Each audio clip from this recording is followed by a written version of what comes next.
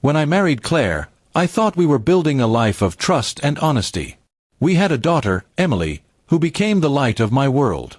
For years, I worked hard to give my family comfort, even when times were tough. But behind my back, Claire had been cheating on me. I ignored the small signs at first, the late-night phone calls and unexplained absences. I told myself she was busy, stressed, tired. I didn't want to believe the woman I loved could betray me. The truth came out when a neighbor casually mentioned seeing her with another man at a restaurant. My heart sank, but I confronted her calmly. At first, she denied everything. Then, when I pressed harder, she admitted it, but instead of showing remorse, she looked at me with cold eyes and said I wasn't enough for her. That was the moment I knew our marriage was over. I filed for divorce, hoping we could part ways peacefully for Emily's sake. But Claire wasn't done hurting me. She wanted full custody, the house, and even demanded alimony. She tried painting me as a negligent father, a man unfit to raise his own daughter. Her lawyer was aggressive, and I felt cornered. The worst part came when Emily, my sweet little girl, took the stand. She looked at me, then down at the floor, and said things about me that weren't true, things Claire had coached her to say. Hearing my daughter claim I was never there for her and that I yelled at her often shattered me. I wanted to stand up and shout, but my lawyer squeezed my arm and whispered, "Let it play out." I stayed silent, but inside, I was burning. Claire had stooped so low that she weaponized our daughter's love against me. That day in court, I promised myself I would not only fight back but also make sure the truth came out. We gathered evidence, messages, bank records, and testimonies from neighbors who had seen Claire sneaking around. One of Emily's teachers even testified about how much I attended school events and how involved I was in her education. Slowly, Claire's lies began to unravel. My lawyer was sharp, and in cross-examination, it became clear Emily had been coached. When asked simple questions, she hesitated, looking toward her mother for reassurance. The judge wasn't blind to what was happening. By the end of the hearings, not only did I secure shared custody, but the court also awarded me a significant portion of assets Claire had tried to hide. To everyone's shock, I received a settlement that included 20 acres of land Claire inherited but had never disclosed. It was a legal blow she never expected, and it hit her harder than anything I could have planned.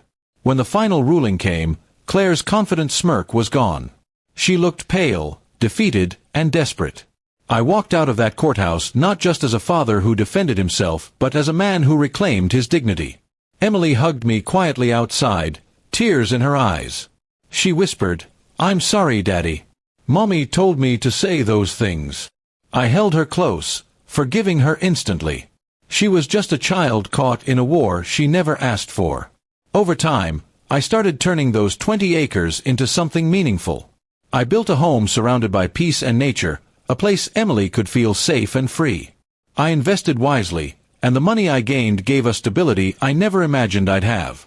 For the first time in years, I felt the weight lift off my shoulders. I was no longer fighting to prove myself.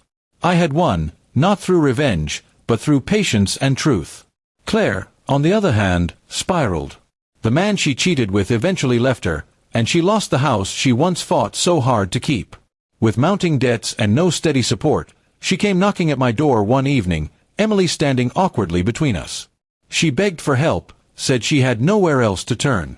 I looked at her, the woman who had once shared my bed but also tried to destroy me. For a moment, old anger rose up. But then I remembered Emily. I couldn't let bitterness guide me anymore.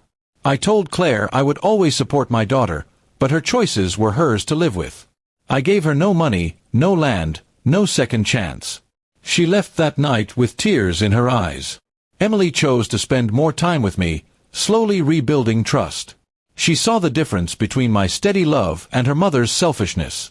Our bond grew stronger as we worked on the land together, planting trees, fixing fences, and laughing in the open fields.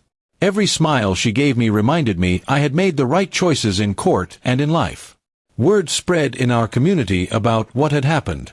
Some pitied Claire, but many saw her for who she really was. People who once doubted me now respected me. I didn't flaunt my victory, but I didn't hide it either. I was simply a man who stood his ground when it mattered most. As months turned into years, I realized the land wasn't just property, it was a symbol of survival. It represented every tear, every betrayal, and every lie I had endured, but also the strength to rise above it all. What was meant to destroy me had become the foundation of a new life. Now, when I walk across those 20 acres with Emily running ahead, I feel peace. Claire may regret her choices, but I no longer live with bitterness. I live with freedom, with my daughter's love, and with the knowledge that truth, no matter how delayed, always prevails. And though they may come begging, I know one thing for sure: I don't owe them anything anymore. The land, the wealth, and the life I built, it's all mine. And this time, no one can take it away.